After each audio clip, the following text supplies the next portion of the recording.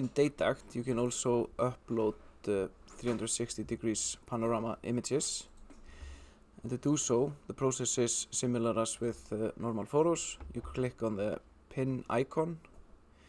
you go and you find the panorama that you want to upload, and you drag and drop it to the screen, and again the name is automatically generated, and if you can add a comment or change the colors, and then you just press upload,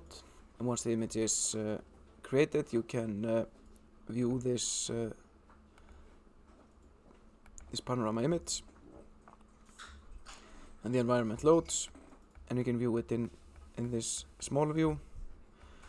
or you can go to full screen to view the full panorama.